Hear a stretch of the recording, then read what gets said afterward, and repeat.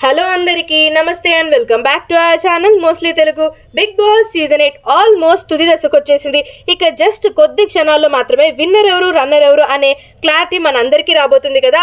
ఇకపోతే ముందుగా నిఖిల్ వచ్చేసి తన విన్నింగ్ స్పీచ్ని ఈ విధంగా చెప్తాడనమాట. సార్, ప్రస్తుతానికి నేను ఈ పొజిషన్లో ఉన్నానంటే అది కేవలం మా ఫ్యామిలీ వల్లనే సార్.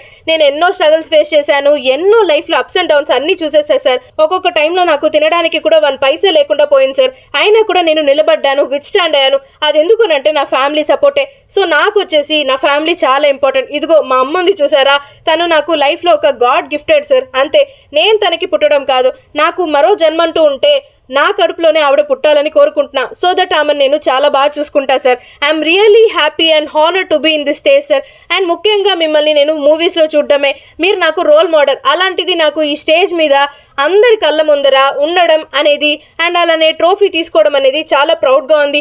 లైఫ్ లాంగ్ ఎవ్వరి సపోర్ట్ కూడా మర్చిపోను. అందరికీ పేరు పేరున కృతజ్ఞతలు అండ్ థ్యాంక్స్ చెప్పుకుంటూ ఉంటా. మీ అందరికీ కూడా లైఫ్ లాంగ్ అంటే ఎప్పుడు రుణపడే ఉంటాను. మీకు ఏమైనా సరే నిఖిల్ ఉన్నాడు మీ ఫ్యామిలీ మెంబర్గా అని మాత్రం ఎవ్వరు మర్చిపోకండి. So thank you so much. నాకు సపోర్ట్ చేస్తూ వచ్చిన ప్రతి ఒక్కరు కూడా ఈ జర్నీలో అన్నట్లుగా చాలా ఎమోషనల్ అయిపోవడం జరిగింది నిఖిల్ మల్యాకల్.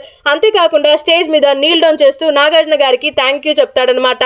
నాకు ఇంత పెద్ద స్టేజ్ ఇచ్చి నన్ను నేను ప్రూవ్ చేసుకోవడానికి ఇంత ఛాన్స్ ఇచ్చినందుకు thank you Nag sir. Thank you so much. ఒక బ్రదర్ లాగా, ఒక బెస్ట్ ఫ్రెండ్ లాగా మాకు వీకెండ్ పాఠాలు చెప్పారు అండ్ మమ్మల్ని కరెక్ట్ చేశారు. Thank you so much sir అన్నట్లుగా నిఖిల్ అయితే ఈ విధంగా చెప్తాడనమాట. ఇంతకీ మీలో ఎంతమంది నిఖిల్ ఫ్యాన్స్ ఉన్నారు? వెంటనే ఈ వీడియోని లైక్ చేసేసేయండి.